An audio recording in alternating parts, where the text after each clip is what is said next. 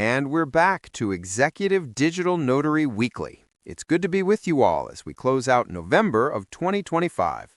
As always, I'm your host, Ansel. And I'm your co-host, Gisela. The air is getting crisp outside, Ansel, which makes this coffee and, well, our conversation today feel just right. It certainly does. Today we're peeling back the layers on something fundamental to our field, the different types of blockchains. Right. It's not a one-size-fits-all technology, and understanding the distinctions is key. That's so true. You know, people hear blockchain and they immediately think of just one thing. Yeah. But there are really three main architectures to know.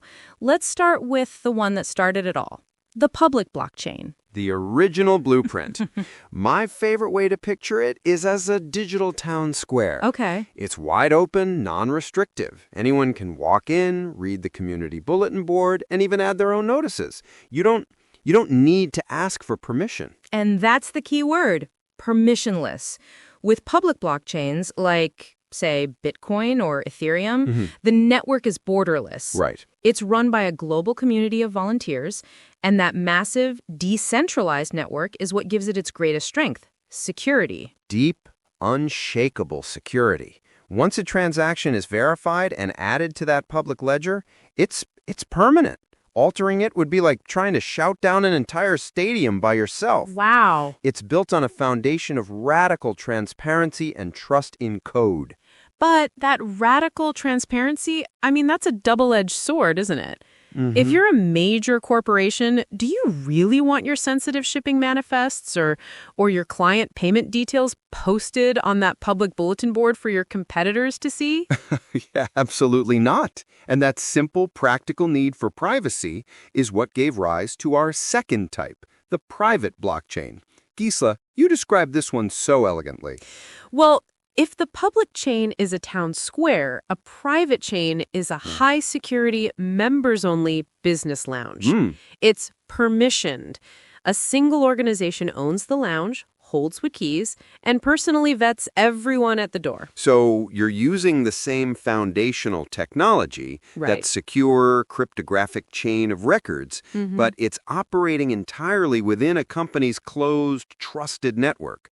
You get the immutability and auditability of a blockchain without sacrificing confidentiality. Exactly. And because you're not asking the whole world to validate transactions, just a few trusted gatekeepers, it's incredibly fast and efficient. This is perfect for an organization looking to track internal assets or manage a supply chain where speed and privacy are just paramount. All right, so we have the completely open public park and the exclusive private lounge. But what about the space in between? What if a few related businesses want to collaborate and share a secure space, but none of them wants another single entity to hold all the keys? That, Ansel, is the sweet spot where our third type lives, the consortium blockchain. It's not a private club run by one owner, and it's not a wide-open public park. Elective.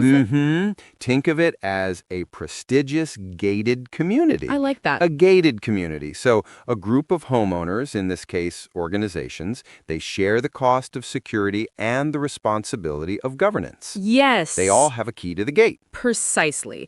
A group of banks, for instance, can form a consortium to clear and settle transactions between themselves.